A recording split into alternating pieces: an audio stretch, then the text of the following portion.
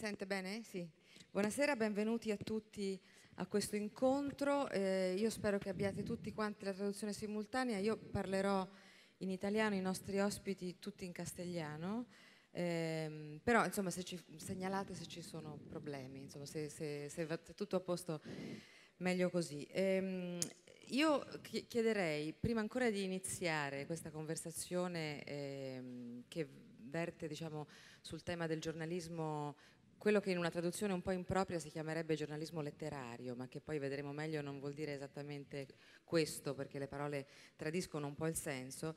Vi chiederei, prima ancora di parlare dei libri, dei vostri libri, insomma di presentarvi vicendevolmente, se potete. Noi abbiamo qui stasera, ve li presento io dalla mia estrema destra, abbiamo Julio Villanueva Chang, che è autore di molti libri, diciamo appunto di cronica. Se poi vedremo di che cosa si tratta, questo è uno dei suoi ultimi libri, Elogios Criminales, che è un libro di ritratti dei personaggi che Julio ha incontrato, ma soprattutto Julio è il direttore e l'anima di questa rivista, che è qualcosa più che una rivista, che si chiama Etichetta Negra, che è appunto una rivista di giornalismo letterario arrivata al numero 100 e rotti, 104, 105, che da 10 anni si pubblica e che contiene tutti i contributi originali molto di grandissimo valore e molto cosmopolita, insomma. Rivista nella quale naturalmente lavorano anche gli altri ospiti, che sono Gabriella Wiener, che ha pubblicato anche in Italia un libro, è l'unica per ora di questi autori tradotta in italiano, ma presto lo saranno anche gli altri. Di Gabriella è tradotto in Italia Corpo a Corpo, storie di giornalismo gonzo, che è una serie di articoli che lei ha scritto, uno dei quali mi pare contenuto anche nella antologia della cronica latinoamericana, che è una vera summa di quello di cui parleremo stasera, e Leonardo Faccio, che è l'autore di questa biografia di Messi, che anche sarà presto tradotta in italiano. È così, Leonardo? Sarà presto, immagino, non so se già si può dire l'editore, ma insomma comunque mi dicevano poco fa che sarà presto tradotta in italiano. Ora, il tema di questa conversazione, prima che voi vi presentiate vicendevolmente raccontando un po', io denuncio immediatamente la mia condizione di fan. Lo dicevo poco prima che entrassimo qui dentro, perché io penso molto sinceramente, ma davvero profondamente, che le tre persone che sono sul palco stasera, ma non solo loro, in questo libro che è un'antologia delle cronache latinoamericane che contiene i loro scritti, ci sono molti altri autori, giornalisti latinoamericani che sono un po', come dire, gli eredi della tradizione letteraria di Latino America degli anni 60 e 70, che non ha prodotto nei decenni successivi una leva, diciamo così, di autori di letteratura all'altezza, perlomeno non come fama e non come riconoscimento a livello mondiale, dei Vargas Llosa, Marquez, Onetti, Carlos Fuentes e via dicendo, dei quali molto si sono cercati gli eredi nei 20 o 30 anni successivi, e che però per qualche strano rivolo, che anche questo indagheremo stasera, si è trasformata quella esperienza letteraria lì, quella sapienza letteraria lì, quella cultura letteraria, si è trasformata in una specie di, come dire, ferri del mestiere giornalistico diffuso, per cui il giornalismo, il buon giornalismo latinoamericano oggi è uno straordinario giornalismo, ma diciamo, io vorrei dire, senza togliere niente a nessuno, tra questi ci sono i migliori del mondo, cioè i migliori giornalisti del mondo in questo momento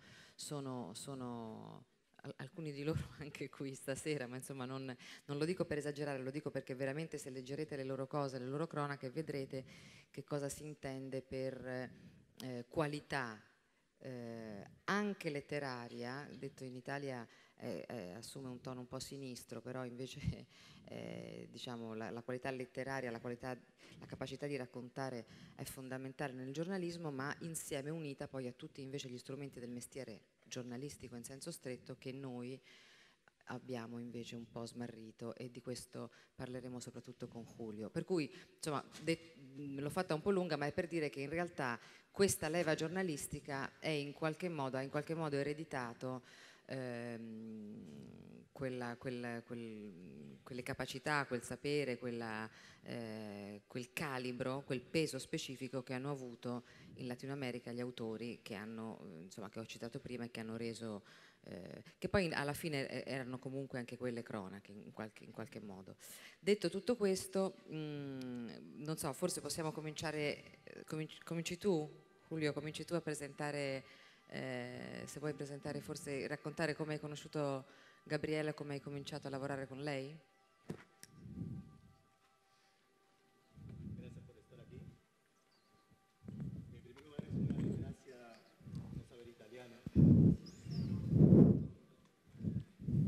y es una desgracia tener que ser extranjero. Lo único que no es una desgracia. Espera, que no te entienden. Hola. Hola. El micrófono de Julio. ¿Sí? ¿Me escuchan? No. Es una desgracia el micrófono. ¿Me escuchan ahora?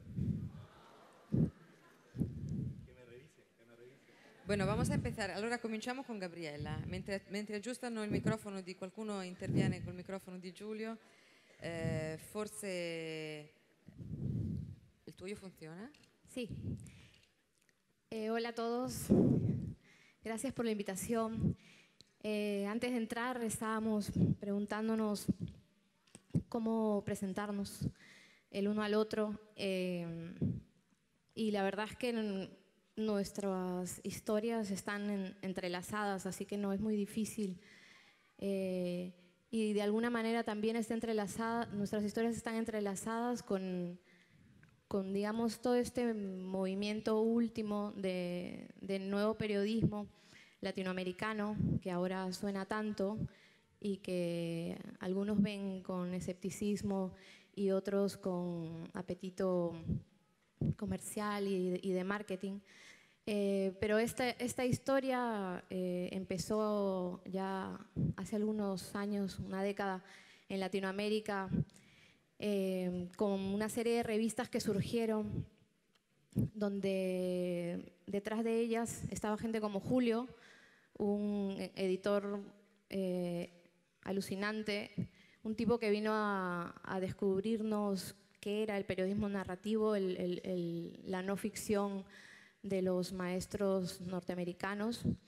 Yo recuerdo que en esa época estaba trabajando en un periódico, en una típica redacción, escribiendo pues pequeños articulitos de una página, a lo sumo de 2 páginas, cuando de repente me dieron una patada ahí detrás en esa redacción, me bajaron de categoría, quedé como un poco en el aire.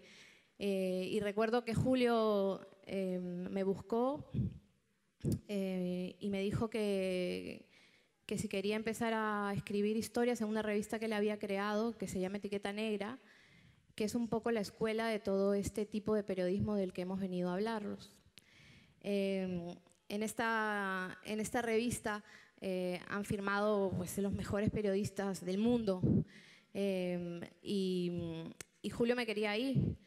De hecho, fue para mí eso, una academia. Mientras que en ese periódico yo escribía con muy poco tiempo, con muy pocas ganas, con muy poca inspiración, Julio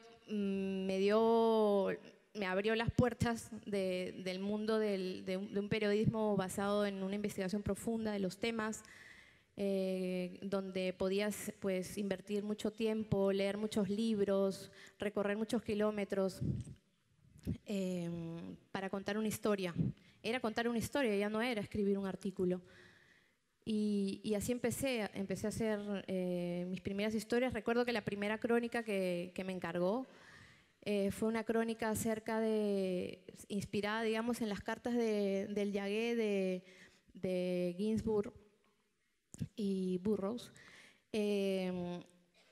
Un poco íbamos a basarnos en esta experiencia de cartas entre un compañero reportero y yo, y nos escribimos, y recuerdo que me dijo Julio que quería que esto fuera una historia erudita y al mismo tiempo una historia personal que demostrara que lo sabía absolutamente todo sobre la ayahuasca, una planta chamánica visionaria que en la selva se utiliza para curar el alma.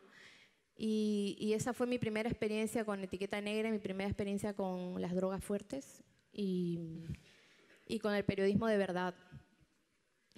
Y creo que Leo tiene una historia similar. Yo a Leo lo conocí en Barcelona, los dos estábamos locos por hacer periodismo narrativo. Él había empezado como fotógrafo, pero era un estupendo escritor también. Y fuimos a hacer una historia para Etiqueta Negra sobre los locos del tuning, estos chicos que hacen que sus coches se vean, pues, no sé, el triple de grandes, de luminosos y de embellecidos. Y me acuerdo que ahí empezamos, lo conocí y él tenía todas las ganas de convertirse en realidad en lo que es ahora. Un periodista freelance en estos tiempos que acaba de publicar un libro sobre Leo Messi, un perfil en la gran tradición de perfiles y del periodismo narrativo. Y era en esa época, pues no sé, no sabíamos qué iba a pasar. Y ahora tiene otro proyecto de libro y está dedicado a escribir historias, ¿no? Historias para publicar en libros, además. Y ambos pues tuvimos como escuela a Etiqueta Negra, donde, bueno, Julio les puede contar un poco más sobre ella. Ahora viene lo bueno. Y yo tuve que ser la primera. Lo bueno es que ahora viene lo divertido, que es que una de las crónicas que le encargué a Gabriela Wiener fue retratar un club de swingers, un club de intercambio de parejas en Barcelona. Y lo que no quería era otra historia contada por un hombre, sino esta vez una historia contada por una mujer. Y no quería una historia en la que fuera todo anécdota, sino que me explicara por qué diablos la gente hacía esto. Perdía el pudor, perdía las fronteras, los pactos de ser novio o novia, marido, mujer, amigo cariñoso o futuro novio, sino que nos contara la política de los swingers, si es que podía existir una política. Y la primera pregunta que le hice era si a ella, como Gabriela Wiener, no como periodista, le interesaba tener una experiencia de ese tipo, si ya la había tenido. Y me dijo que había tenido un trío a los 15 años. Y eso para mí fue suficiente. El segundo problema que había que resolver era si quería ir con su marido. Su marido acababa de ser nombrado su esposo oficial un mes y medio antes del encargo. Entonces tiene a un editor que le pide a una flamante señora que convenza a su marido o le pregunte si quieren ir juntos a un club de swingers en Barcelona. El club se llamaba 6 y 9. Y por supuesto que siempre hay un problema polémico, ético, con lo que se llama periodismo bonzo, este periodismo en que tú convives con una comunidad o con una persona y que intentas transmitir esa experiencia siendo parte de ella, pero al mismo tiempo con un compromiso muy extraño, ¿no? Que es tratar de mantener una lucidez y una distancia intelectual que te permite contar una historia y que no sea una colección de anécdotas, que en ese caso el morbo era el detonador. Entonces, esa fue la primera historia que yo creo que fue un antes y después de la vida de Gabriela Wiener, porque después terminó ella en un momento del trabajo, tiene una crisis, casi no publicamos el texto, Una de las preguntas que ella hizo primero fue si lo podía escribir con su marido, o sea, un trabajo a cuatro manos. Yo le dije que no, que solamente me interesaba su punto de vista, porque yo quería que fuera justamente un punto de vista femenino y no quería que fuera una historia que diga, ah, mira, qué liberales somos, fuimos a ver cómo follaban todos, ¿no? Sino que quería que realmente entendiéramos eso que entraba por el morbo, ¿no? Eso que podía provocar una erección intelectual o del cuerpo, pero que en realidad era muy difícil leer crónicas serias que nos explicaran qué cosa decían los swingers de sí mismos, siendo ellos también swingers en ese momento. Allora Giulio, se posso leggo un pezzo di questo reportage, così capiamo di cosa stiamo parlando. Questo reportage è contenuto nell'antologia di cui vi parlavo poco fa. Questa questione del periodismo gonzo, su cui poi torneremo, che è il giornalismo di chi convive con la comunità di cui deve raccontare, di cui deve scrivere, e che è qualcosa che presuppone un finanziamento, un tempo e una libertà che evidentemente loro hanno avuto perché tu gliel'hai data, ma non è così frequente né così facile. Nel libro tradotto in italiano di Gabriella, per esempio, c'è Addio, piccolo vocito addio, che è il racconto un racconto che inizia dicendo: in questo esatto momento nel ventre di una sconosciuta sta crescendo un figlio mio, e come potete immaginare è un pezzo di giornalismo, diciamo così, di grandissimo interesse, perché per una volta non è fatto attraverso le interviste o anche semplicemente l'osservazione della realtà, ma è fatto vivendo la realtà. Allora questo articolo pubblicato nella rivista di Julio, scritto da Gabriela, si intitola, la traduzione me la perdonerete, ma è un po' così, insomma, dammi il tuo, prendi il mio. Questo è il titolo che hanno dato all'articolo. Dice così: stanotte mi dispongo a essere infedele con il permesso di mio marito. La porta del 6 e 9 è così discreta che ci siamo passati davanti diverse volte. Porto un cappotto per nascondere il mio look temerario e anche 3 porzioni di birra. Jay, che sarebbe il marito, Juan, non so come si può chiamare, ha una barba di 4 giorni. Lo vedo così bello e così mio che non posso immaginare che fra qualche minuto andrà a letto con qualcuno che non sono io. Bisogna suonare l'interfono, forse ci stanno guardando da una telecamera. Ci apre un tipo pigmeo con una faccia annoiata che ci dice che l'entrata doppia costa 35 euro. Vengono di qua. Poi ci sono 2 donne molto attraenti, le PR, le relazioni pubbliche, o possiamo dire lubriche del luogo. Cosa vogliamo bere? Siamo davanti a una barra, a un bancone lungo e deserto, siamo i primi, accidenti. Sono le 11 di sera di un giovedì a Barcellona. Nel televisore sul bancone si vede un film porno nel quale il camionista è alle prese con una ragazza bionda. È la prima volta? Sì. Vengano con me, ci ripete una delle anfitrione con un accento sevigliano. È minuta, ha i capelli ondulati e degli stivali fino alle ginocchia molto simili ai miei. Non è un'anfitriona qualsiasi, è la padrona del 6 e 9. Ha conosciuto il suo sposo con un avviso pubblicato in una rivista di scambisti. Si sono innamorati, hanno aperto questo locale insieme, questo locale per lo scambio di coppie insieme, che ha già più di 5 anni. Il servizio che Gabriella fa inizia così ed è lunghissimo ed è una cronaca, diciamo, alla quale lei ha lavorato moltissimo, non solo quella sera, diciamo la sera che c'è stata, ma soprattutto per scriverla e renderla quella che poi è diventata ed è stata pubblicata su Etichetta Negra nel 2004. Ma la cosa che a me ha interessato molto è stato come dire, il retroscena, che è stato pubblicato, se non sbaglio, nella web, no? Nell'edizione online del giornale, in cui lei dice proprio questo: Swingers, il retroscena, e dice: antecedenti. La cronaca in prima persona sopra gli scambi di coppie era un vecchio progetto di Etichetta Nera. Fino a che prima che io andassi via, lì ma non c'era un club di questo tipo. per cui va bene, non si poteva fare un tipo di esperienza giornalistica di questi di immersione o gonzo. Julio Villanueva mi aveva chiesto qualche volta, per un numero di Etichetta Negra dedicato al sesso, il suo desiderio ancora insoddisfatto di commissionare questa storia a qualcuno fuori dal Perù. Da parte mia, io avevo pubblicato nel supplemento domenicale dove lavoravo un'informativa sopra un supposto boom degli scambisti in Latino America, ed era uno di questi articoli che dicono tutto e non dicono niente, che include pennellate di filosofia di scambisti, opinioni, cose prese da Google, qualche testimonianza un po' dubbiosa, e tutto questo era detto in un tono fra il giocoso e il cinico. La conclusione era triste ma orgogliosa, che a Lima non avevamo bisogno di locali specializzati per vivere questo tipo di vita, perché ognuno se la faceva come poteva a casa sua, una vita swinger, una vita di scambisti a Lima, in feste private e riunioni di amici.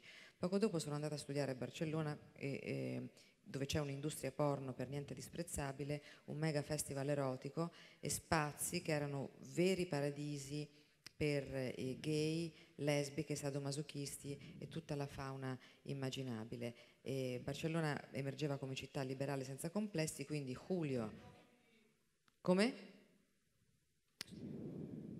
ed io abbiamo cominciato a discutere la possibilità di scrivere sopra gli scambisti, che era un pezzo importante del mosaico di Gaudì. Dice Gabriella che quello che tutti le hanno chiesto è se veramente lei aveva fatto questa esperienza. I colleghi giornalisti volevano sapere questo. Allora, tornando a Julio, quando tu hai commissionato questo tipo di servizio, era questo quello che immaginavi? Cioè era, come dire, qual è la distanza che c'è tra la commissione e poi il vero e proprio, l'articolo che poi viene pubblicato, il risultato?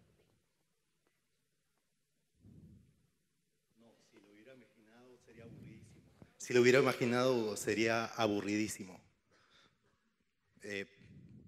Tengo una idea, una tesis. En Etiqueta Negra trabajamos por ideas más que trabajar por anécdotas o por temas. Entonces, la crónica sobre el Club Swinger para mí era una posibilidad de explorar qué significaba ser fiel o infiel ahora. Eso era lo que me interesaba a mí. Que se reconstruyera la historia era parte del camino del trabajo de búsqueda, de explicación. Creo que la crónica no tiene sentido ahora si solamente es reconstrucción de algo que sucedió, sino que la crónica es política, aspira a desengañar. Y creo que detrás de una aparente crónica de una pareja que quiere tener sexo con otras personas sin saber quiénes son y viceversa, se esconde una idea que era: yo no soy capaz de hacerlo, yo te pregunté a ti y tú le preguntaste a tu marido si querían hacerlo como Gabriela Wiener y como Jota. Y eso para mí era importante, un primer nivel de honestidad, ¿no? Que no fuera un trabajo en principio periodístico en el sentido tradicional de la palabra, sino que ellos como personas, los periodistas y los cronistas, somos gente normal, no somos gente necesariamente heroica, ¿no? Somos gente insegura, somos gente que nos equivocamos, somos gente que tomamos una decisión y retrocedemos, ¿no? Somos gente que tenemos miedo, pero al mismo tiempo somos gente que cuando se presenta una situación de azar, reaccionamos de una manera que es una sorpresa para nosotros mismos. Y yo creo que en un momento de la crónica Gabriela tuvo una crisis, y la crisis fue que ella no se sentía bien de empezar a mirarse a ella misma y publicarlo eso. Y en ese sentido, por ejemplo, cuando se publicó la historia, muchos de sus amigos creían que era ficción, que ella era incapaz de hacer eso, ¿no? Que estaba muy bien escrito para ser realidad. Y ese es un problema, ¿no? Se sigue hablando en forma algo acomplejada del periodismo como si fuera hecho con un vocabulario de 500 palabras, ¿no? Cuando se puede usar una cantidad de lenguaje, de imaginación en el sentido periodístico de la palabra imaginación, que nos hace que la gente diga que este texto se parece a una novela. Eso es un gran error. Yo estoy en contra de ese entrecomillado, ¿no? Es tan bueno que se parece a una novela. Yo creo que eso ha cambiado o está cambiando en América Latina, ¿no? La gente está convencida y entusiasmada por sus proyectos personales, y saben que en ese caso la pregunta clave es cuándo, en el caso del periodismo gonzo, de este caso de Swingers, es cuándo una historia sobre ti mismo sigue siendo periodismo. Esa es la pregunta clave. Y obviamente, si la historia es honesta, ¿no? ¿Es buena o es mala, ¿no? Y todo eso lo discutimos con Gabriela, pero al mismo tiempo, yo, ¿por qué escogí a Gabriela? No solamente porque ella quería, como Gabriela Wiener, tener esa experiencia, que era una pregunta esencial, sino porque ella tiene un don que no pude decir en la primera parte, que es que ella consigue que la gente le hable. Y muy pocos periodistas tenemos la posibilidad de tener un carisma extraño, porque aunque ustedes no lo crean, o sea, Gabriela escribe ese libro Cuerpo a Cuerpo, que es estupendo y que deberían leerlo ustedes, se los aconsejo. ¿Ah?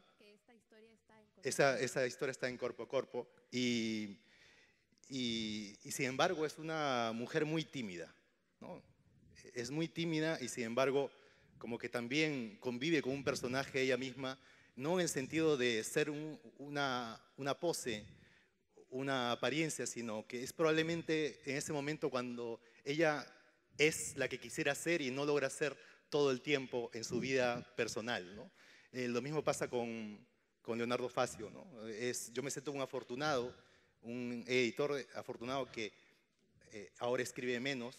Yo también escribo crónicas, escribo perfiles, retratis. Yo le encargué un perfil sobre Lionel Messi porque justamente quería entender qué hace Messi cuando está lejos de la pelota, cuando parece un tipo aburrido, un autista. Bueno, parecía, porque ahora está cambiando, pero en el momento que lo trabajamos, en el 2008, seguía siendo como un niño que parecía que tenía una vida aburrida, que no era escandaloso como los jugadores del calcio italiano, etcétera, etcétera.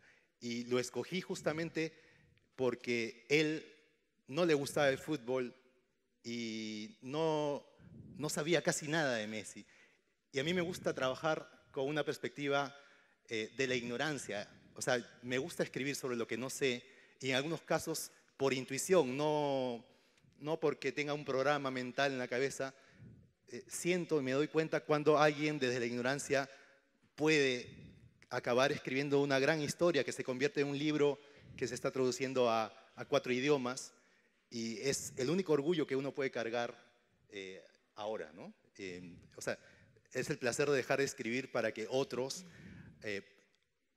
te hagan feliz y hagan pensar a la gente, darse cuenta de qué cosa está pasando detrás de esos mundos que parecen mundos iluminados por un reflector, la vida de Messi.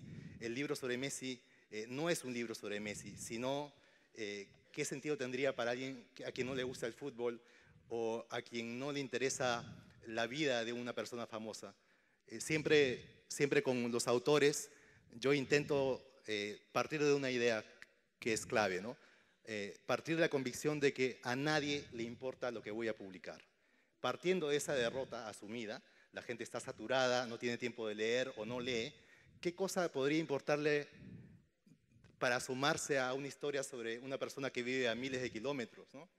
Y obviamente ese es el trabajo que hacemos y ese es el trabajo que más me interesa, ¿no? Sí, creo que es importante también, bueno, buenas tardes a todos y muchas gracias por venir. Y creo que es importante también aclarar o contarles de qué manera, no solo cómo nos conocimos, como decía Gaby, que nuestra vida está entrelazada y atravesada por Etiqueta Negra, sino cómo se hace también Etiqueta Negra, ¿no? Cada una de las historias de las que estamos hablando llevan meses de producción, mucho tiempo de escritura. En un mundo como el periodismo, donde la competición entre cronistas, entre editores, es voraz, es salvaje y a veces es muy injusta, Etiqueta Negra hace 10 años convirtió esta política de competición en cooperación.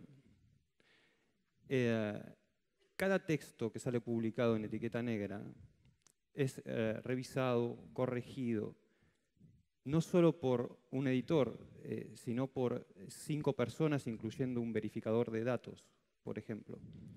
Y estas personas que leen son cronistas también amigos, y que de alguna forma nos aseguran de que lo que vamos a publicar, la historia que vamos a presentar, es realmente buena, o que hemos podido sacar lo mejor de esa historia para contarla.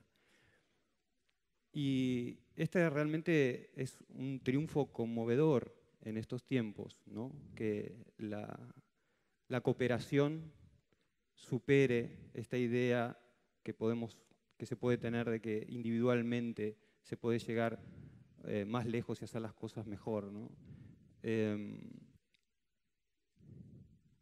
Y el hombre que ha logrado de alguna forma todo esto es Julio, en base a sus conocimientos y más que nada, como lo decía él recién, de su intuición. Yo puedo discutir muchísimas ideas con Julio y a veces él puede tener razón, otras veces puedo tener la razón yo, según el caso. Pero por lo general, la mayoría de las veces que tiene razón es cuando la idea que discutimos proviene de su intuición, ¿no? De esta sensibilidad de comunicación. Esta comunicación no parte solamente en el trabajo de reporteo, sino en el trabajo y la relación con los periodistas, los cronistas que hacemos Etiqueta Negra. Suena muy esotérico decir la palabra intuición, porque el periodismo se ha judicializado, es decir, a veces quieren que seamos jueces y fiscales y abogados con pruebas, y ustedes saben que la mayoría de las cosas, las mayores verdades, no provienen de papeles, ¿no? No provienen de fotografías hechas a escondidas, ¿no?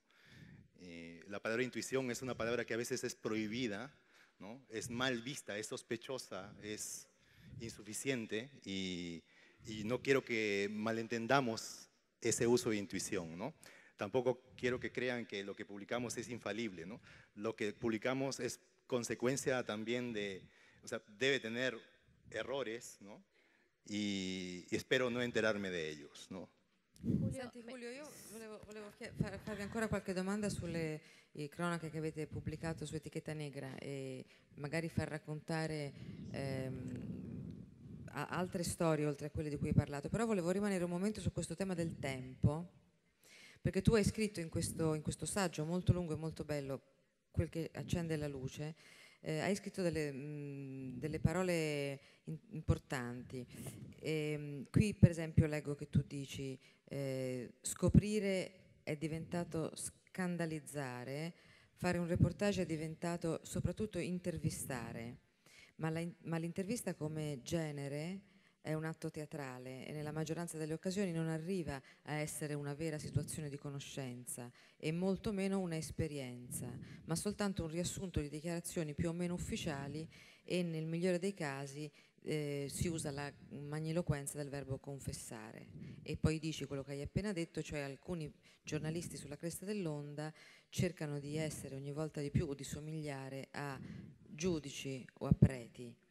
È sempre stata una virtù consacrata a pubblicare una notizia a tempo, ma il maggior problema è che il tempo giusto per pubblicarla non lo detta la incontestabile autorità di un reportage, ma la disperazione di vincere qualcuno nel tweeting, nella conta di tweet. E poi citi Italo Calvino e la sua massima festina lente, affrettati lentamente. E poi parli della serendipity, cioè del tempo che serve a un giornalista per imbattersi nel leggendario principio di trovare qualcosa di diverso da quello che si cercava. Ecco, tutto questo è un privilegio, no? È un lusso che soltanto alcuni, pochissimi possono ancora concedersi. E però invece quando tu parli di intuizione e di tempo e di sorpresa, è un po' questo forse lo spirito anche di questo tipo di giornalismo. Sí, a mí no me gusta la palabra profesional, ¿no? Yo siento que soy un amateur, ¿no? creo que estamos más cerca de la artesanía, de la carpintería, que de ser abogados de alguien, de ser profesionales. Para mí lo profesional supone hacer bien una cosa en sentido de puntualidad, de respeto, ¿no? De hablar con la gente que hay que hablar, pero eso significa, en general para mí, ese modo de ser profesional significa que hay 100.000 personas haciendo lo mismo, y a mí no me interesa hacer cosas que 100.000 personas estén haciendo. Yo quisiera que los autores, los cómplices de la revista y yo mismo seamos parte de la construcción de algo memorable y que no publiquemos textos, ni historias, ni ilustraciones, ni fotografías para escribir 4 o 5 palabras en el Google y que encuentres el texto. La gente está desesperada por los cliqueos. Y cuando digo la gente, estoy hablando de los empresarios de las corporaciones, ¿no? Si escribes 4 palabritas en el Google y no sale tu nombre, no existes, ¿no? Si no apareces en la Wikipedia, no existes, ¿no? Yo no estoy en la Wikipedia, por ejemplo, ¿no? Pero existo, ¿me ven? Estoy aquí. Y ellos, bueno, ustedes creo que sí aparecen, tú sí apareces en la Wikipedia, ¿no? Sí, no sé quién lo hizo. Toda mi familia lo niega. Bueno, el asunto es que el tiempo dedicado al trabajo es un tiempo que se basa en el amor propio. Es decir, como la revista no paga una cantidad de dinero como para vivir de ella, la gente publica en la revista porque primero siente que va a ser una experiencia. Y el modo de producción de los textos suele ser el encargo, ¿no? Nosotros quisiéramos saltar del encargo en lo posible, no siempre lo logramos, a que el encargo se convierta en una experiencia, ¿no? Y yo siento que mi trabajo de editor es acompañarlos. Primero, darles problemas. Yo como editor, mi trabajo es darles problemas a los cómplices. Y luego intentar acompañarlos a resolver ese lío de entendimiento, de acceso a la gente que no nos quiere recibir, ¿no? De que estamos publicando algo que no le importa a nadie, resolverlo en el titular y la pregunta, que para mí es una obsesión, ¿no?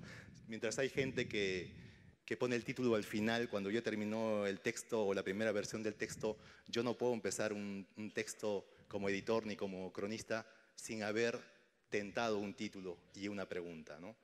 Pero esa es mi forma de trabajar y es una forma que comparto con ellos y todos los autores de Etiqueta Negra. No es lo que necesariamente funcione para todo el mundo, ¿no? Entonces el caso de Leo Fazio, por ejemplo, el texto sobre Messi tomó 1 año y medio para publicar, ¿no? ¿Quién le paga a Leonardo Fazio ese tiempo, ¿no? Obviamente el texto que consiguió publicar le gustó tanto a algunos editores y a tanta gente que le contrataron el proyecto de libro de inmediato y ahora espero que pueda vivir de él. No va a ser un hombre rico, pero sí un hombre menos infeliz, ¿no? Y lo que pasó en ese año y medio es increíble. Nosotros podríamos, no sé, viajar por el mundo haciendo giras contando las intimidades, cómo nos peleábamos, ¿no? Leonardo Fazio es una persona que a mí me ha enseñado algo que usualmente no nos detenemos a pensar como periodistas, ¿no? A Leonardo Fazio le importa a la gente, le importa intentar ser justo, inclusive con alguien como Lionel Messi, que podría ser un tipo que está más allá del bien y del mal, simplemente porque nos asombra a todos por el modo de meter goles, de correr, de eludir a todos los jugadores posibles, nadie lo puede parar, y de construir una alegría a partir de algo que es tan viejo ya en nuestra memoria, que es ver partidos de fútbol, ¿no? Él ha conseguido construir una personalidad desconocida, de un tipo sobreexpuesto, que todo el mundo cree que sabe algo de él, ¿no? Y eso para mí es conmovedor, es emocionante, y eso es lo que tuvimos que pasar, esperar 9 meses para que Messi le concediera una entrevista. Y después de esperar 9 meses, le concedió 15 minutos. Igual, si no le concedía la entrevista, él iba a hacer el texto, porque por supuesto que se pueden hacer perfiles sobre gente pública sin hablar con ellos, ¿no? Hay ejemplos extraordinarios como Frank Sinatra Has a Call de Gay Talese, que es como el más conocido, el que todos los profesores citan, ¿no? Entonces, el tiempo dedicado al trabajo para nosotros es un tiempo basado en el amor propio, ¿no? Leo, ¿y tú no sabías nada, o sea, no te gustaba nada el fútbol, ¿no? Hiciste un perfil de un futbolista y ahora ya te gusta un poco. Bueno, por herencia, por ser argentino, tenía claro, una cercanía con el fútbol y vivía la pasión del fútbol a través de mis amistades, pero es cierto que no era para nada fanático del fútbol. Y ahora es verdad que sí que veo el fútbol de otra manera. Esto es una anécdota, no tiene demasiado sentido en principio, pero yo creo que sí lo tiene, porque explica que cuando inviertes tanto tiempo en algo, en una historia, sea un año y medio o más o muchos meses, esta historia termina apropiándose, es parte de tu vida. Julio hablaba recién de la profesionalidad. Creo que el profesional puede separar su vida privada, personal, de su trabajo profesional, digamos, ¿no? de su trabajo, de su labor. En cambio, cuando haces un trabajo de inmersión de muchos meses, esta situación se revierte y estos gustos y esta forma de mirar se transforma en parte de tu vida, ¿no? Creo que esa también es una diferencia, y bien lo puede decir también Gaby, que creo que cada una de tus historias están encarnadas en ti, pasan a través de nuestro cuerpo, tocan nuestras relaciones más cercanas, y uno las lleva adelante como una decisión, como una obsesión que puede durar durante muchos meses. Y vuelvo al tema del tiempo. A mí me alegra mucho pensar que la mayoría de los casos de las historias publicadas en Etiqueta Negra también no solamente es un triunfo de la cooperación, sino que es un triunfo de la lentitud, ¿no? del trabajo del que hablaba Julio recién, che è il trabajo artesanal, no? Che a veces... Leonardo, puoi spiegare anche come sei riuscito ad ottenere il tuo risultato? Perché ci sono moltissimi giovani giornalisti, anche di grande talento, con delle ottime idee, con dei bellissimi progetti, rispetto ai quali però le porte restano chiuse perché non hanno le credenziali per entrare, no? Non sono accreditati, non hanno una testata che li porta, in genere gli uffici stampa, immagino che per arrivare a Messi sarai passato da 1000 filtri, gli addetti stampa, uffici stampa, il club. Allora come si riesce senza avere una testata alle spalle, un giornale che ti pubblica il reportage, ma semplicemente dicendo sto facendo un lavoro, non so quando lo finirò, se lo finirò, ad ottenere perlomeno all'inizio anche solo un piccolo appuntamento? Bueno, yo me acerqué a Lionel Messi en principio cuando comencé a hacer la historia, llamando por teléfono al Club Barcelona, Fútbol Club Barcelona, hablando con la gente de prensa y diciéndoles que llamaba porque quería entrevistar a Lionel Messi, y me preguntaron para qué medio, y les dije para la revista Etiqueta Negra. Me pidieron que mandase una carta firmada por mi editor con este pedido, y esta carta obviamente se sumó a muchísimas otras de medios de todo el mundo. De parte de la familia de Messi me pidieron un proyecto y me pidieron ver la revista en la que iba a salir publicado. Y la revista de alguna forma creo que les ha gustado. Quiero decir que a veces, más allá del sello editorial, del nombre, por más o menos conocido, a veces una publicación tiene la virtud de atraer, o de encantar, o al menos de intrigar, ¿no? Y me concedieron la entrevista, sí, después de 9 meses. Quiero decir que esperé 9 meses, pero el resto de periodistas que también estaban en esta larga fila de espera también esperaban el mismo tiempo. Quiero decir, en este sentido, puede haber una mayor imposibilidad si el medio es más o menos conocido, pero no siempre es así, ¿no? E tu, Julio, come avevi conosciuto Leonardo? Lo conocí en Buenos Aires. Creo que lo más antiguo que recuerdo de Fallo es verlo al lado de una moto que no era de él, ¿no? Pero que él parecía un motociclista, ¿no? Y siempre me dijeron que él era fotógrafo, entonces nunca pensé que acabaría publicando historias escritas en la revista. Yo creo que él se volvió un cronista porque al viajar a Barcelona tenía que sobrevivir y tenía que trabajar no solamente haciendo fotos, sino también escribiendo historias. Entonces, yo hace poco publiqué un texto sobre Ricardo Darín, un actor argentino, que supongo que en Italia algunos lo conocen, Ricardo Darín, y la crónica la publicó un italiano, que es el primer italiano que he publicado en los 10 años de la revista, se llama Enrico Fantoni. Y Enrico Fantoni también era un fotógrafo, es un fotógrafo que ha terminado escribiendo historias en español desde Buenos Aires, ¿no?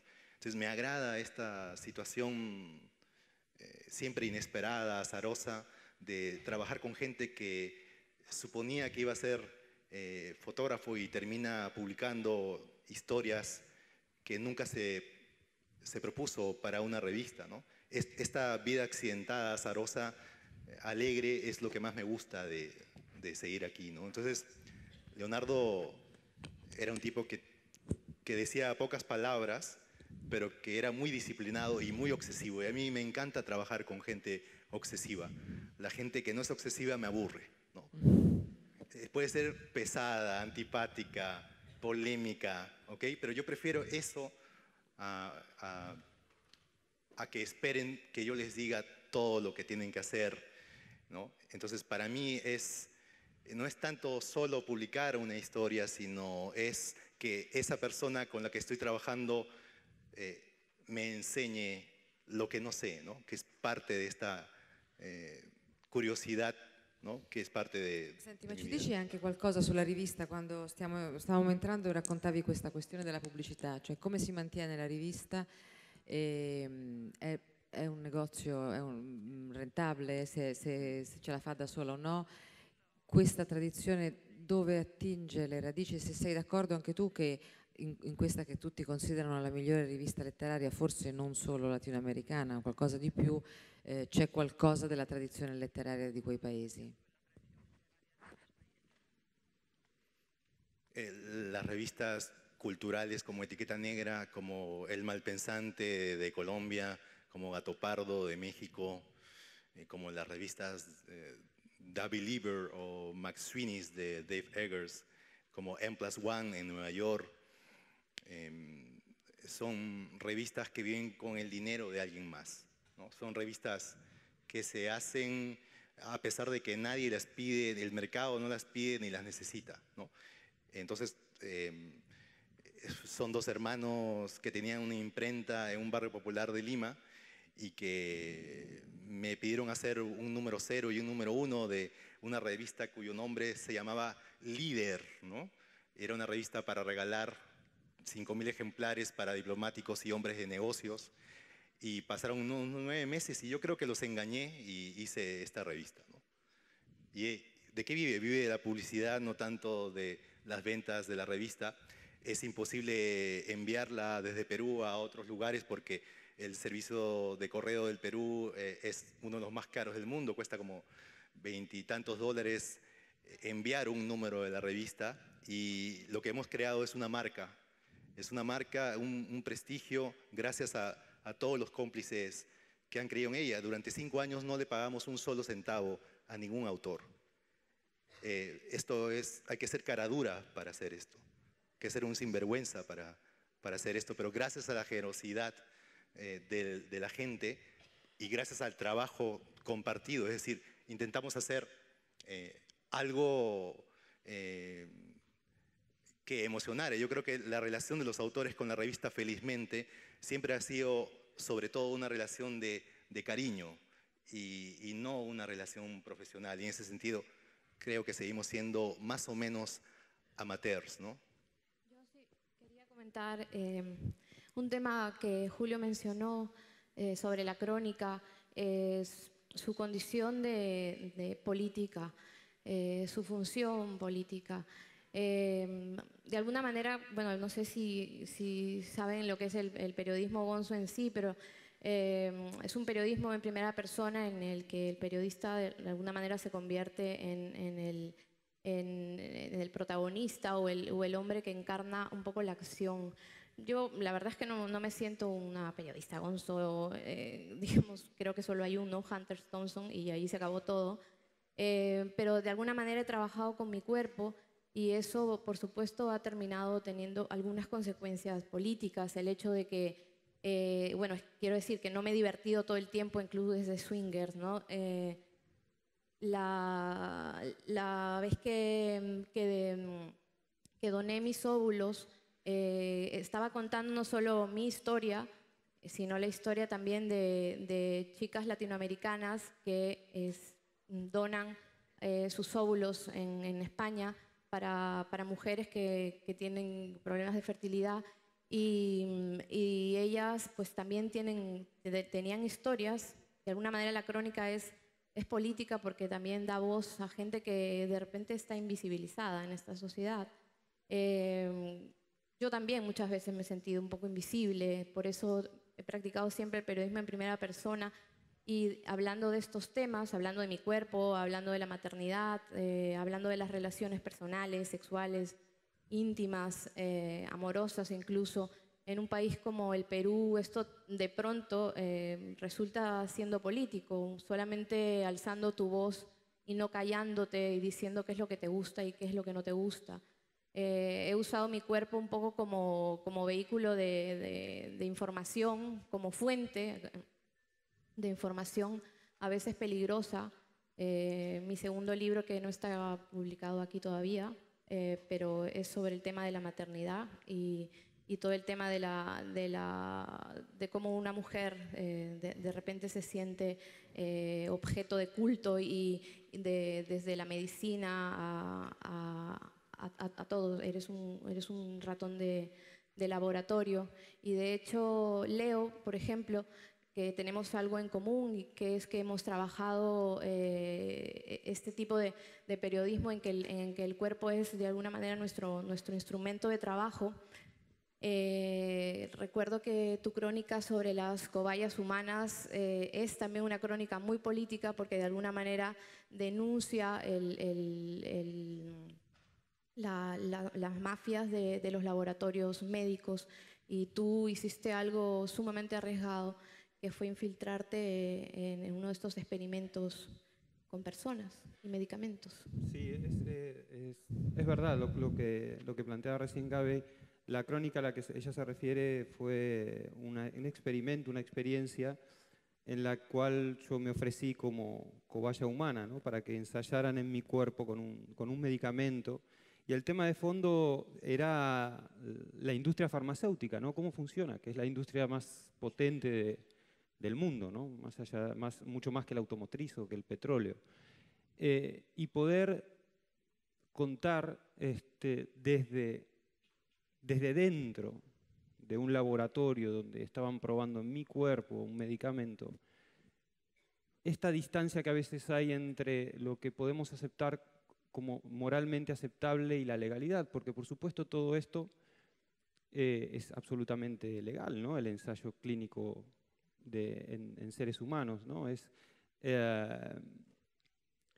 poner a prueba de alguna manera no solamente mi cuerpo y mi integridad, sino también poner a prueba muchísimos mecanismos que damos por sentados que forman parte de los protocolos del periodismo, ¿no?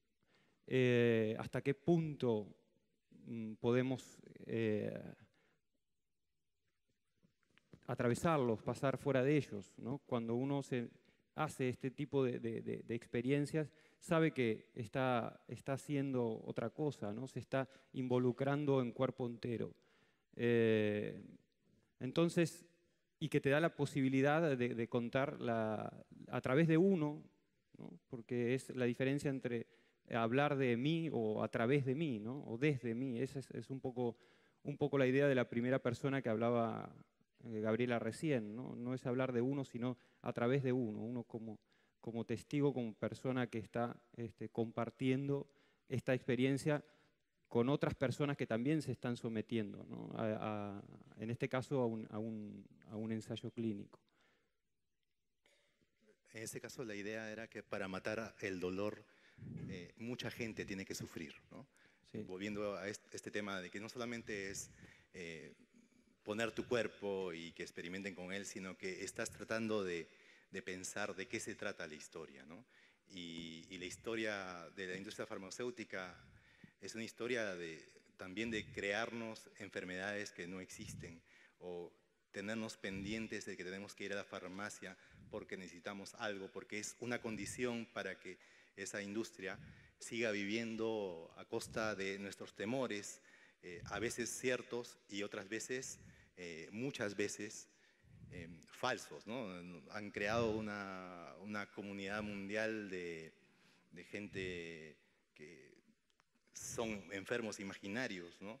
Y eso ya ha sido ventilado en varios libros, en alemán, en inglés, pero siempre, a pesar de que el tema ha sido expuesto, la gente no lo entiende, la gente no se conmueve, siente que es ajeno y siempre hace falta dar un paso más allá. Y lo que nosotros queremos siempre es intentar ir más allá en esto que creo que es una condición del periodismo narrativo ahora, ¿no? Que es contar una historia para poder transmitir una experiencia, o sea, convertir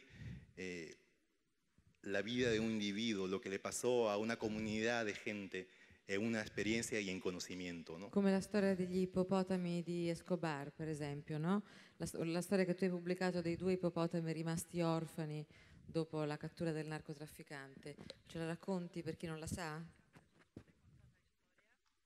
No, pues Pablo Escobar, el narcotraficante colombiano que saben que era el capo del cártel de Medellín, tenía, como todos los narcos, una vida excesiva y dentro de esos excesos era un coleccionista de animales que deberían estar en su lugar habitual salvaje y uno de ellos, varios de ellos eran unos hipopótamos. Y él pues los tenía en uno de sus predios y cuando lo mataron, cuando se hizo la operación para cazar a Escobar, no se supo a dónde fueron esos hipopótamos y publicamos una historia que se llamaba ¿A dónde van unos hipopótamos tristes?, ¿no? Y a partir de esa historia de esos hipopótamos, en realidad era una excusa para hablar de la personalidad de Escobar y la personalidad del narco colombiano o latinoamericano o universal, ¿no?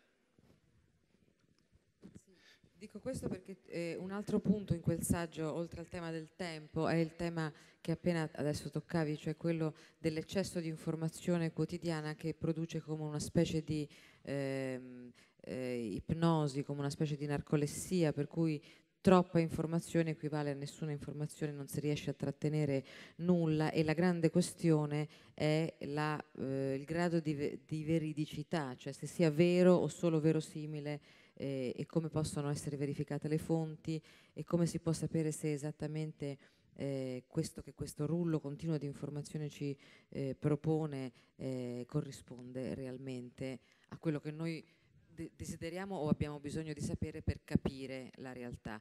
E allora tu dici in questo saggio probabilmente un grande antidoto è ritornare alle storie, alle storie non solo in presa diretta e quindi al giornalismo gonzo dove il giornalista usa il suo corpo per raccontare la realtà, ma anche raccontare delle grandi storie attraverso dei dettagli. In questo senso dicevo gli ippopotami di Escobar, perché poi sì, racconti la storia degli ippopotami, ma racconti tutto quanto un mondo in un modo e con un taglio che è diverso da quello di chi ti offre dati, cifre e un continuum di informazioni. Ma sul tema della verità e della attendibilità delle informazioni, tu come ti muovi? Lui diceva prima ci sono molte verifiche, c'è addirittura qualcuno che fa una verifica sulle fonti una volta che i pezzi vengono consegnati. Voi come vi regolate in questo senso? Quería agregar algo, ¿no? Que en realidad toda esta búsqueda de información y de periférica, digamos, de la historia en sí misma, de la experiencia que uno mismo puede vivir, como en el caso de las cobayas humanas o en el caso de la donación de óvulos de Gabriela. Toda esta búsqueda que se da de manera paralela y simultánea de la experiencia es porque de alguna forma sabes que estás cuestionando algo mayor. En el caso de las cobayas humanas o en el caso también de Gabriela, de la donación de óvulos, es cuestionar la maquiavélica ética del mal menor, ¿no? Que sufran unos pocos con la idea de que puedan salvarse millones.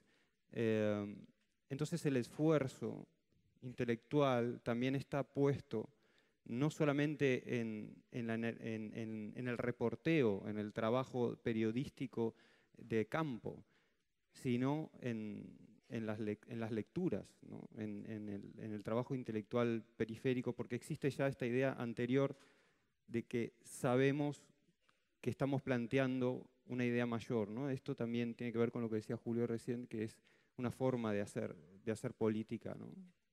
Claro, el periodismo no, o sea, no puede ser un fraude intelectual, o sea, y ustedes vean lo que leen en las páginas web periodísticas o en los periódicos de todos los días, realmente qué cosas se acuerdan, realmente qué cosas aprenden, realmente yo creo que ustedes y yo cada vez estamos más decepcionados de lo que hacemos, ¿no?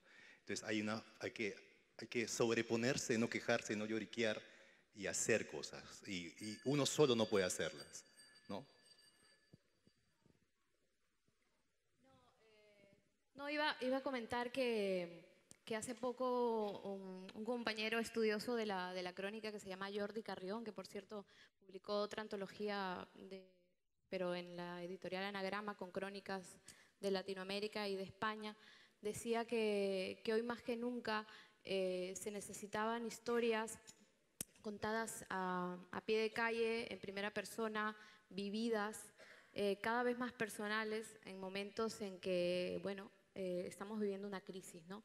Y que este tipo de periodista tenía una responsabilidad de narrar esa crisis.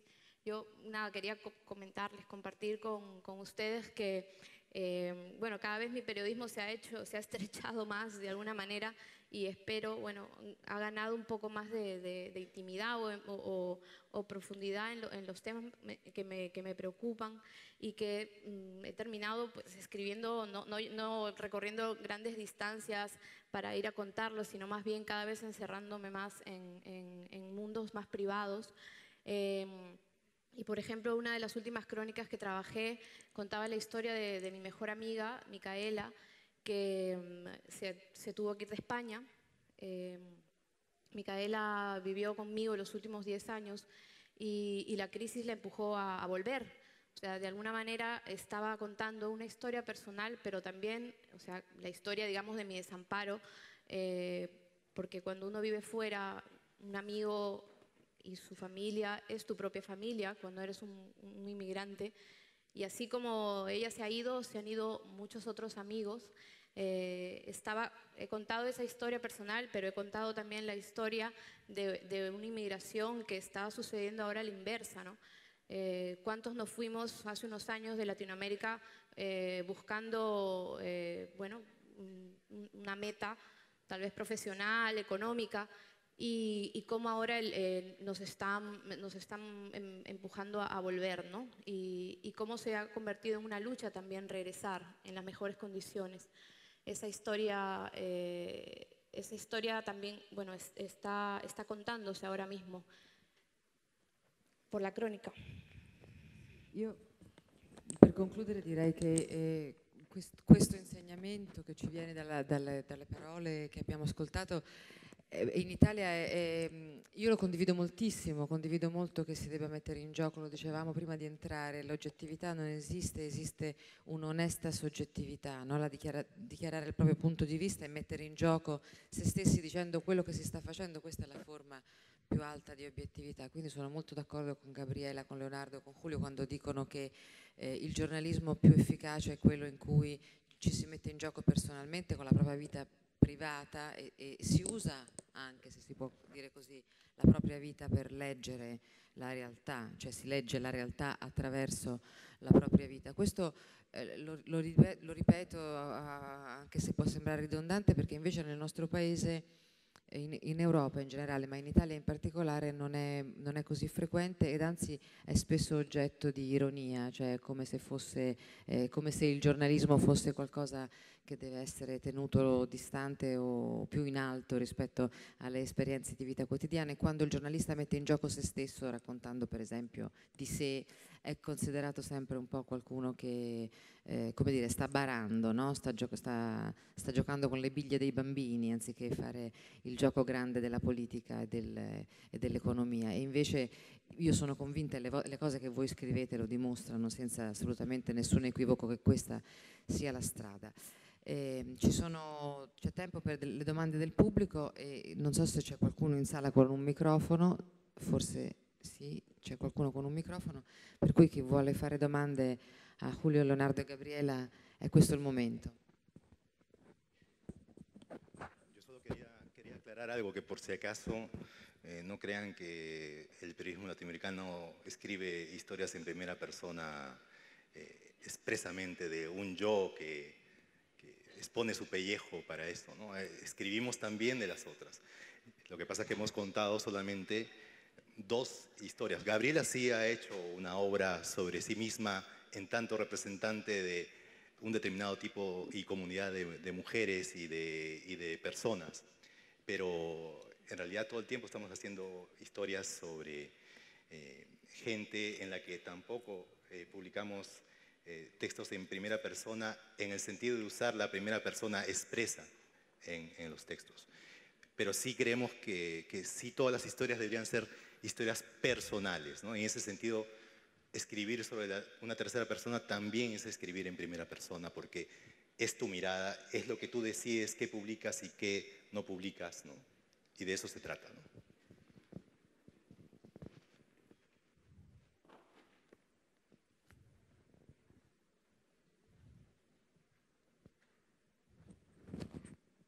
Ci sono domande?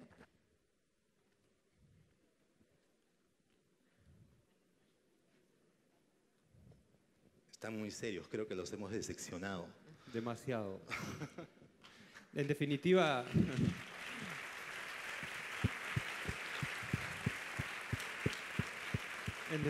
creo que estamos hablando de la voluntad, ¿no? Moral de cada uno y lo que uno tiene ganas de hacer. Hablo en este caso por mí y creo que también Gaby coincidiría y Julio.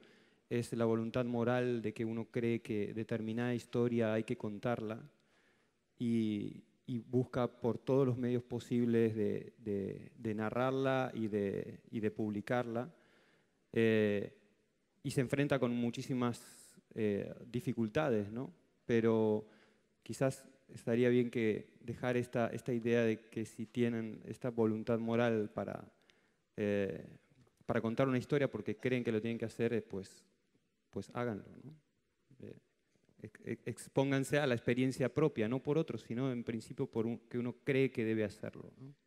Y nosotros convivimos con otros compañeros de ruta, por ejemplo, los compañeros del Faro, con Carlos Dada y su equipo en El Salvador, o con Diego Osorno en México, que son invitados de este festival. La idea es convivir, explorar la normalidad en corrupción, en guerras, en historias de crímenes, pero también en historias personales como las que hemos estado hablando, ¿no? Quiero decir, hay lugar y espacio y tiempo para poder elegir, ¿no? Y para hacer una comunidad que se complemente una a la otra y que todos nos hagamos responsables de lo que publicamos, ¿no? C'è una ragazza che ha preso... Sì, una ragazza col microfono, dove sei? Lì.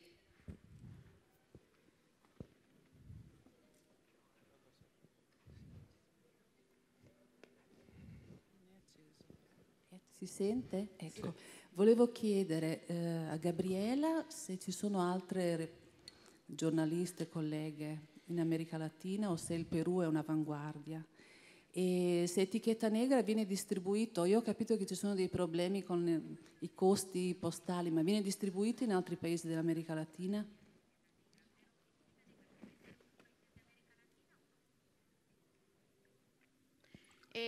Hola, gracias por la pregunta.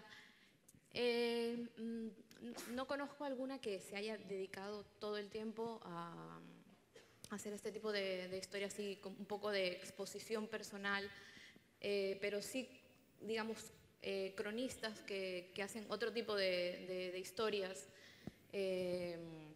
Han hecho, digamos, un texto concreto sobre algún tema mucho más íntimo, confesional, testimonial. Recuerdo mucho uno de Josefina Licitra, una argentina, sobre su cara, porque ella había nacido con la cara un poco torcida y narraba de una manera tierna, dulce, en primera persona, su infancia rodeada de médicos y cómo se miraba desde el espejo, desde el otro lado del espejo. Era una crónica conmovedora sobre un defecto, entre comillas, y un testimonio valiente. Alguna como Margarita García Rogallo, por ejemplo, hizo una crónica interesante para la revista Soho también sobre su incursión en el mundo del sadomasoquismo como dominatriz, que también me interesó. Y bueno, y hay hombres también que han hecho algunas de estas aventuras como Leo y hay material, hay material. Etiqueta Negra no se consigue en otra parte más que en el Perú y eventualmente en una librería de Manhattan, ¿no? A veces en cool, Santiago ¿no? de Chile, en una sola nada más, ¿no? Qué cool. Suena cool, pero en realidad es triste.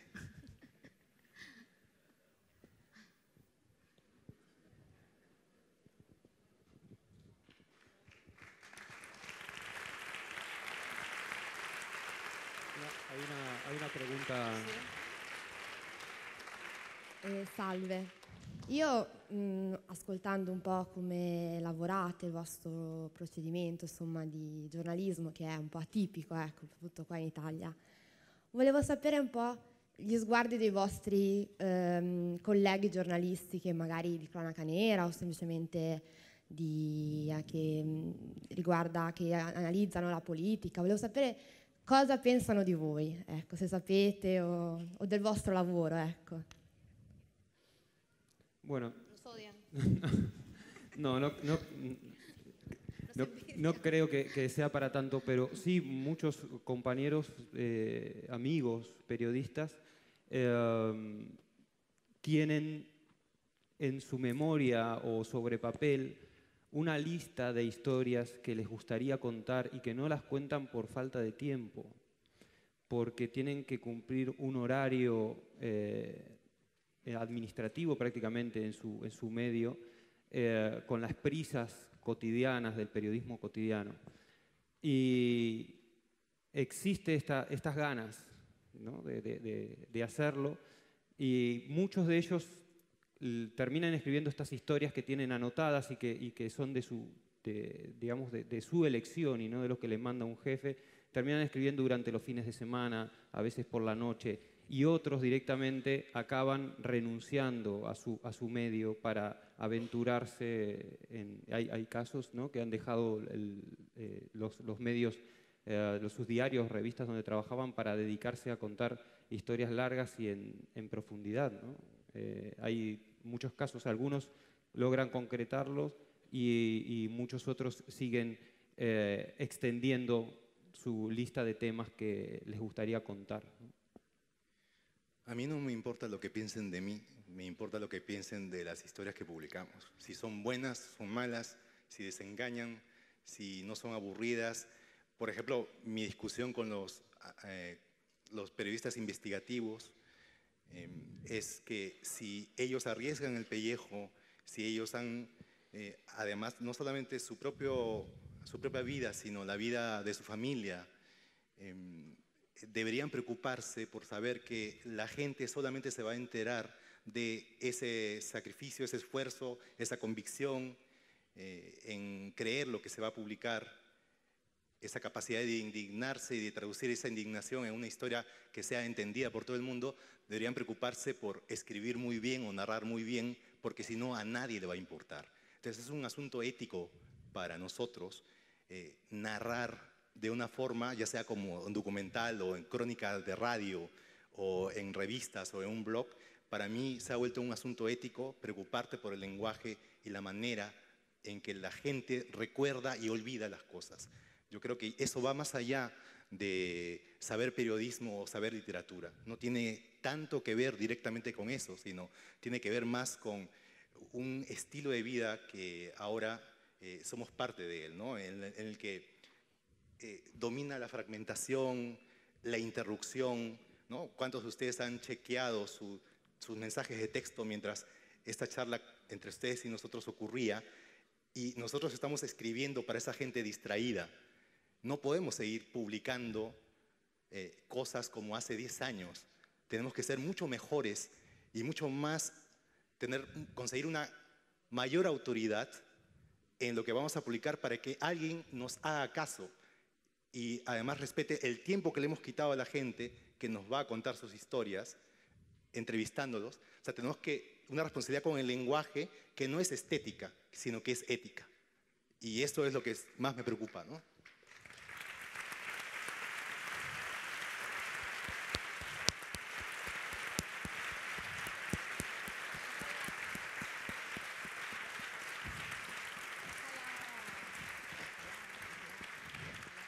Bene, se non ci sono altre domande io direi che ci salutiamo qui. Forse una copia a Roma o a Ferrara o a Milano di Etichetta Negra dovremo trovare il modo di procurarcela in una libreria di Milano o di Roma. Hay una... Ah sì? Dove? Ok. Salve, io mi chiamo Sara e frequento un liceo scientifico e sono caporedattore di un piccolo giornalino della scuola. Ecco, a parte ringraziarvi per i messaggi illuminanti che cercherò di riportare alla mia piccola redazione, volevo dire che è stato bello perché ho trovato una forte vicinanza in voi, perché cerco di approcciarmi alla fotografia e in particolare come proprio stile di vita, di non cercare situazioni e rubare scatti o immagini, ma immedesimarsi proprio molto a fondo anche con il proprio corpo. E quello che volevo chiedere in particolare a Hulo era se, dato che diciamo questa tendenza, questo stile di vita di in realtà vivere e non di darsi un nome come giornalista o politico, ma semplicemente come una persona che ha esperienze, che condivide, che prova emozioni molto forti. Ecco, se questo principio può essere applicato a diverse professionalità, diciamo, cioè a parte essere un giornalista, essere un fotografo, ma come potrebbe adattarsi ad altri mestieri e poi quali ritmi quindi cambierebbe o potrebbe cambiare la vita, insomma, un sistema di comunicazione. Grazie. Sí, te pongo un ejemplo. Nosotros una vez al año tenemos un número dedicado a gastronomía, a comida, a cocineros, ¿no? Que es lo que hacemos todos los días, ¿no? Y en el último número de Etiqueta Negra publicamos un perfil de Diego Salazar sobre Albert Adrià, que es el hermano de Ferran Adrià, que no sé si lo conocen, que es el chef más inventivo del siglo XX, un tipo que revolucionó experimentando con nuevas formas de cocinar, ¿no? Y ese restaurante que estaba en Barcelona, en la Cala Montjuïc, en Roses, donde tenías que postular para conseguir una mesa, ¿no? y habían 8.000 posibilidades y a veces tenías que esperar 1 año, 2 años o hasta 3 años para que te concedan en una mesa. Pues yo tuve la fortuna de ir a comer 3 veces a ese lugar en unos 10 años, ¿no? Conseguí comer 3 veces en ese lugar. En este último número publicamos un retrato, un perfil de Álvaro Adrià, su hermano, que es tan genial como él, pero que es la dificultad de ser un hermano genial de un genio. O sea, vives como el hermano de, ¿no? Y este tipo, por ejemplo, la escena con la que empieza el texto es en 1 año y medio que él ha abierto un restaurante nuevo, que ya no es el Bulli, sino se llama Tickets. El tipo siempre va a la cocina a ver cuántos platos que llegan a la cocina tienen restos de comida. Y cuando aparece un plato con restos de comida, el tipo proclama un gabinete de crisis.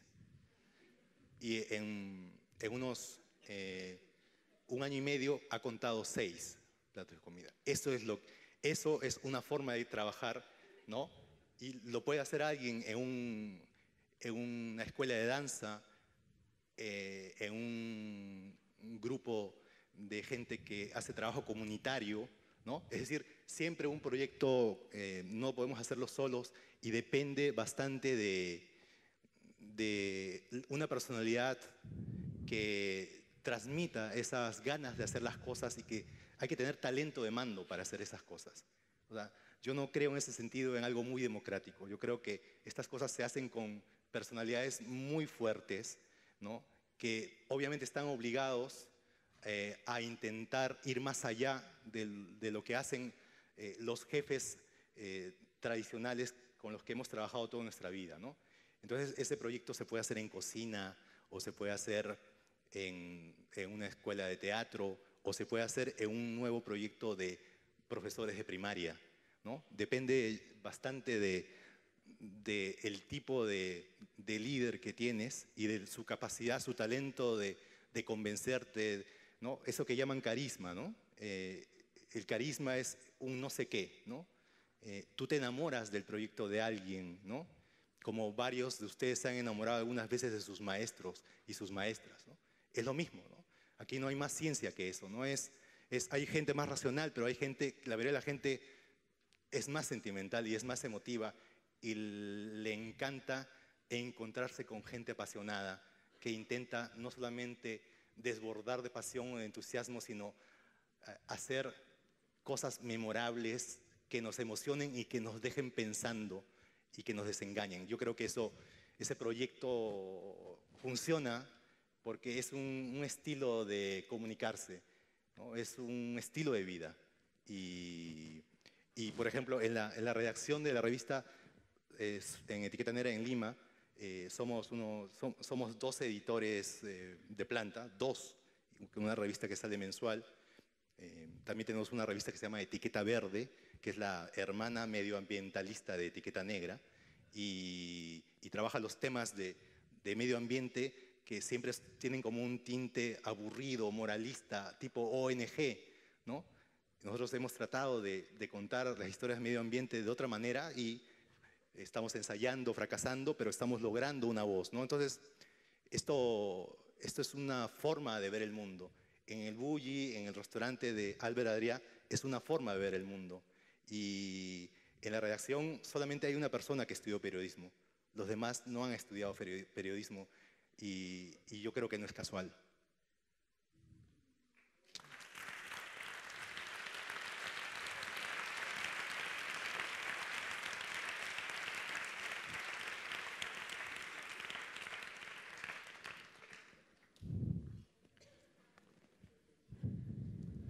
Funziona? Ah, ok. Volevo fare questa domanda a Gabriella, specificatamente.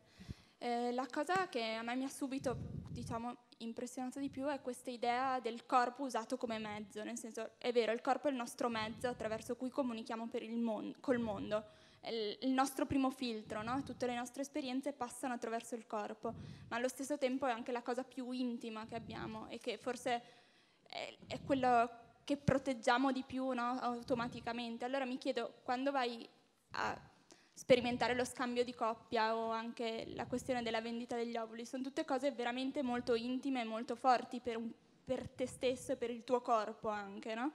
E vorrei sapere come si può vivere, cioè come è vissuto questo conflitto, diciamo, interiore, se è stato un conflitto anche, non saprei. Grazie. Sí, bueno, hola, gracias por la pregunta. Bueno, Julio lo contaba hace un rato, como, por ejemplo, para el tema del intercambio de parejas tuve un momento de crisis. De hecho, la crisis real está contada en la propia historia. El momento en que hubo una crisis in situ, digamos, en el momento, en el espacio en donde estábamos intercambiando parejas, una crisis de celos, una crisis de inseguridad, de vernos ahí como un par de pedazos de carne desnudos que tienen que ligar en ese estado ridículo con otras parejas y hacerse ver. Fue una crisis también escribirlo, para sacar de pronto de dentro de mí alguna verdad sobre los swingers, sobre la gente que intercambia parejas, pero también una verdad sobre mi propia pareja y sobre cómo me posiciono yo acerca de una sexualidad abierta, expuesta. Y fue una crisis también publicarlo, porque como dijo Julio, alguna gente creyó que me lo inventaba todo y otra gente me acusó de simple exhibicionista. A mí me gusta lo que Julio suele decir de este tipo de historias que son aventuras de conocimiento, y a mí el sexo me parece un tema súper serio que tiene más importancia de la que imaginamos en cómo se mueve el mundo, y yo he tratado de contarlo así en cada historia. No ha sido fácil, de hecho a mi madre sí le dije, me acuerdo por teléfono, que era un cuento, que era ficción. Recuerdo además que salí en la tele por hacer eso. O sea, una periodista empezó a contar, oye, mira, imagínate que atrasados estábamos en Perú, que el hecho de que una periodista contara en primera persona su experiencia en un club de intercambio era un motivo para comentarlo en la televisión. Pero de alguna manera creo que tuvo una importancia el que yo saliera de ese país para poderme dar voz y para poder por fin decir mi verdad, ¿no? Allí a lo mejor no me atrevía tanto.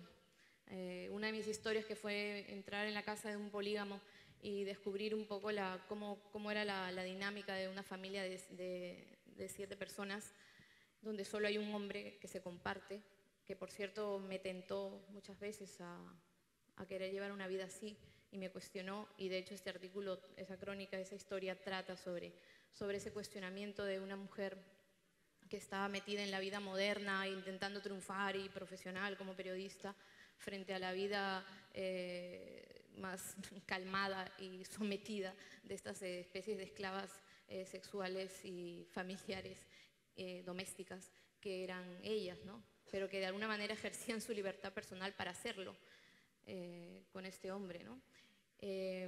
Y siempre cada una de mis historias me cuestiona a esos niveles personales.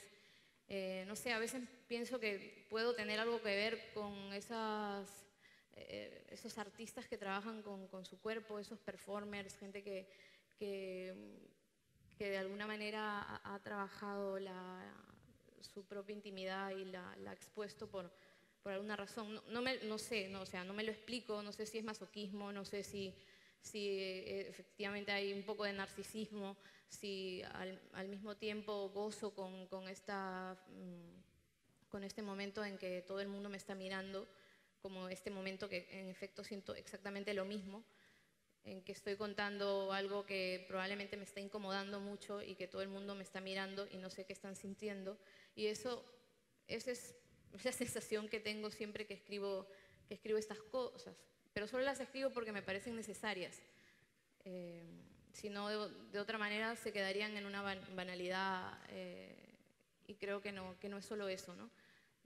Creo que hay un cuestionamiento hacia adentro, un cuestionamiento hacia afuera, una crítica, una confrontación y un decirte, tú que estás viendo, serías también capaz, qué límites tienes, hasta dónde llegarías, por saberlo, por conocerte, por conocer a los demás.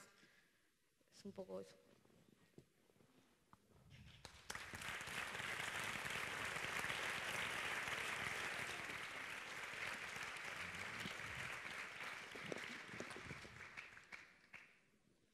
Salve, io innanzitutto volevo ringraziarvi per il lavoro che fate, per il giornalismo che voi rappresentate, che è diverso, è una boccata d'aria fresca in un mondo che è saturo di informazione, una marea, soprattutto anche in un ambiente che è pieno inflazionato, e lo dico da una che cerca di entrarci come nuova leva. Però volevo chiedere, quel tipo di lavoro che fate, come viene recepito dal pubblico? Come reagisce e soprattutto che tipo di pubblico è?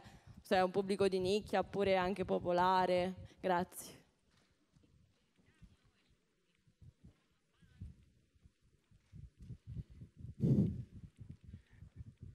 ¿Quieres que sea honesto? No lo sé. No. Te puedo contar algo. Una vez fue un carpintero a mi casa y tenía que hacer un trabajo en el segundo piso. Y estaba yo haciendo algo en el segundo piso y lo hice esperar. Y subió a hacer el trabajo y cuando bajó yo lo acompañé para abrirle la puerta y él me detuvo y me dijo, hay una revista que estaba allí en la mesa de centro. ¿Usted me la podría prestar, por favor? Y yo estaba asombrado, ¿no? Y eso es como cuando eres maestro, ¿no? Tú trabajas finalmente para que la gente te olvide. Y el mayor homenaje que puede recibir un maestro en una escuela, en una universidad, es que unos 10 años después un alumno cruce la calle para saludarte y que tú ni siquiera sepas quién es, ¿no? Lo mismo pasa con esto que no tiene que ver con las encuestas o los estudios de lectoría o de mercado, ¿no?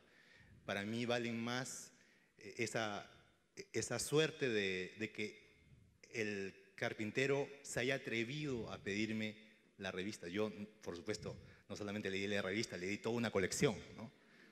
Luego perdí la oportunidad de hacer un gran experimento de estudio de mercado a través de él, ¿no?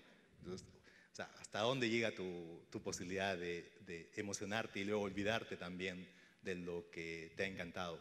Entonces, si yo escribiría bajo esos patrones, buscando un patrón, creo que anularía gran parte de mi trabajo, ¿no?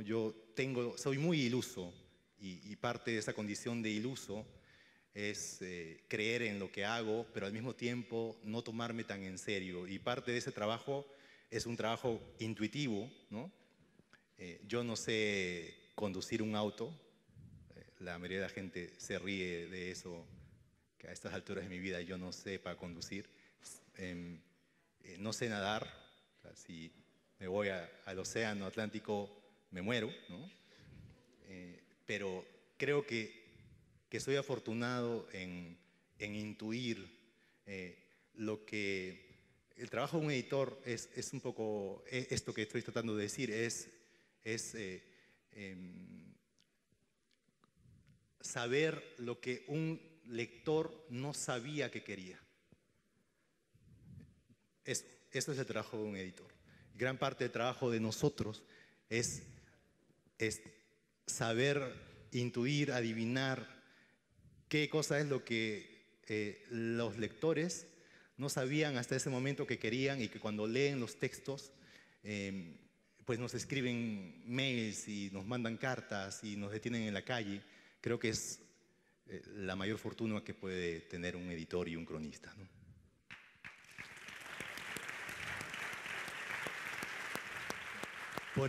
Por eso estamos en Italia. O sea, ¿cómo hemos llegado a Italia si ustedes no saben nada de nosotros? Pues por eso, ¿no? Hemos tardado en llegar, pero ya estamos aquí y ahora, pues ojalá que alguien quiera traducir algo más. Gabriela ya tiene la delantera, ¿no? Ya Corpo a Corpo está en la nueva frontera, ¿no? Gracias a la nueva frontera. Recuerden que esto es el origen fue que Giovanni De Mauro me invitó a ser editor del último número de Internazionale de Story del 2011 y ustedes pueden conseguir ese número y ver parte del trabajo en italiano que hemos hecho, ¿no? Si ustedes algunos lo pueden conseguir o si ya lo leyeron, es un buen principio, me parece, para empezar a conocernos, ¿no? En estas citas ciegas entre ustedes y nosotros.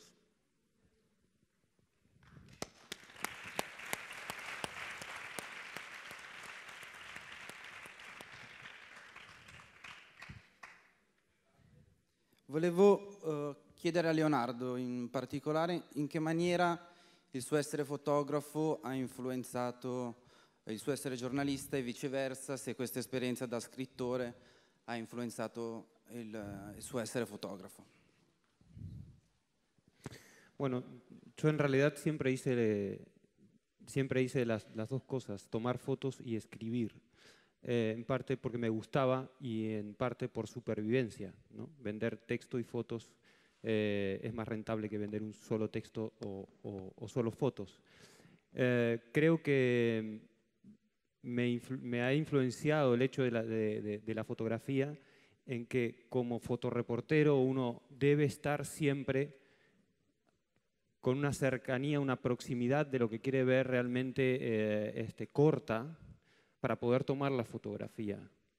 Y eso me lo exigí siempre como te lo exige la fotografía. Y este condicionamiento creo que también abarca o llega a mi trabajo como cronista, como periodista. Necesito estar cerca, lo más cerca posible de lo que quiero contar. ¿Sí?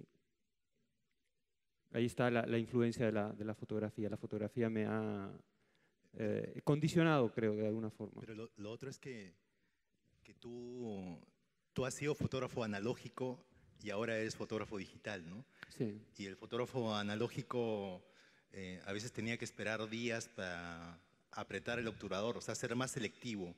Y el fotógrafo digital tiene apretado el obturador todo el tiempo, entonces todo se vuelve indiscriminado y luego viene la selección cuando ya tienes como 1000 imágenes, ¿no? Tú eres parte también de la vieja escuela del fotógrafo analógico, ¿no? Entonces también estás acostumbrado a apretar el obturador cuando tú sentías que ese momento era el momento, ¿no? Sí, como fotoreportero es cierto esto que dice Julio, que primero necesitaba saber cuál era la historia que estaba contando, a lo que me estaba aproximando y por qué me aproximaba. No, claro, no había un disparo, no solamente por una cuestión económica, que es la cantidad de carretes con película que uno gasta al sacar fotografías cuando hace analógico, sino también por una cuestión narrativa, ¿no? Me gusta saber cuál es la historia a la que me voy a aproximar y qué quiero contar y cómo lo quiero contar. En todo sentido, en ese sentido, tanto lo fotográfico como lo narrativo, lo periodístico y literario van por el mismo carril, ¿no? Los fotógrafos ganan dinero, más dinero y más pronto que nosotros, ¿eh? Por si acaso. Sí, todo el mundo quiere ser fotógrafo. El fotógrafo, no sé, ahí había esta idea de que volvías a la sala de redacción y tú recién tenías que sentarte a escribir y transcribir las notas y ordenar el mundo para que alguien lo entienda y tú mismo no entendías, sino que empezabas a entender cuando escribías, ¿no? Recién, mientras el fotógrafo ya estaba en otra historia, ya estaba en otra parte, ¿no? Es sumamente injusto. Sin embargo, cuando nos tomamos el tiempo, por ejemplo, hace 3 o 4 números, no, dos números atrás de la revista Internacional, salió un reportaje mío en el Sáhara, en Argelia, de los refugiados saharauis, que yo lo escribí 6 años después de haberlo vivido.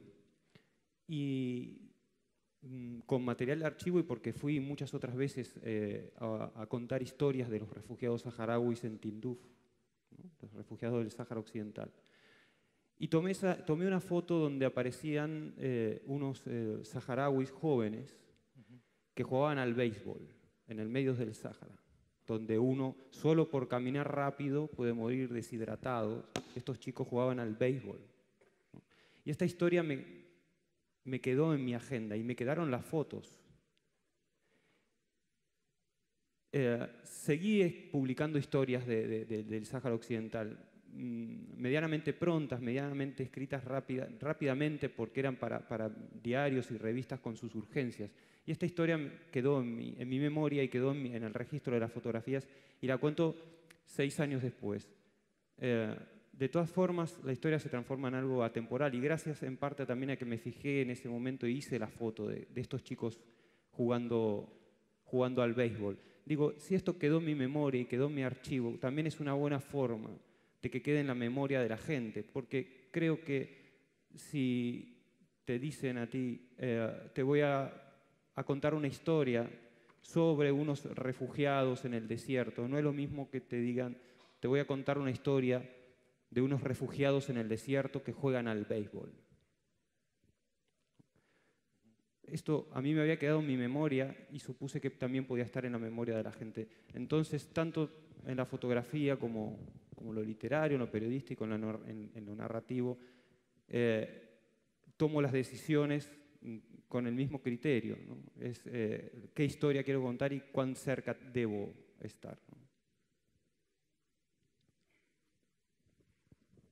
Además, dense cuenta que la verdad de la verdad es que todos los esfuerzos que hacemos por publicar una historia solamente se completan cuando una persona X la lee. Y la persona X que lee una historia solamente va a acordarse de 1 o 2 detalles, lo demás la va a olvidar. Y así funciona nuestra memoria. Y por eso es que creo que los que ahora hacemos periodismo narrativo y un periodismo más personal, pero de un interés público, deberíamos pensar más en términos de qué cosa es lo que la gente recuerda y olvida y cómo lo recuerda y lo olvida, ¿no? Y esto tiene que ver con las preguntas que le haces a la gente. O sea, gran parte de los problemas que se publican es porque no has sabido hacer una buena entrevista. Son problemas de hacer preguntas o de no haber dejado de hacer las preguntas. Y también son problemas de confianza, ¿no? No has logrado que alguien confíe en ti, ¿no? Porque todo el mundo cree que quieres contar algo malo de ellos. O sea, hay una cosa de una reputación del periodista como que te va a hacer daño tarde o temprano, ¿no? Y creo que nosotros somos responsables de esa reputación y ahora lo que tenemos que hacer es justamente tratar de hacer un trabajo de confianza, de encanto, pero ese trabajo de confianza y de encanto y responsabilidad también es un trabajo atlético, de perder dinero y perder el tiempo, ¿no? Y gran parte de ese trabajo consiste en aprender a esperar y aprender a perder il tempo. Grazie Julio, grazie a tutti voi che siete rimasti fino adesso, grazie a voi, grazie Leonardo, Gabriela, grazie di questa lezione.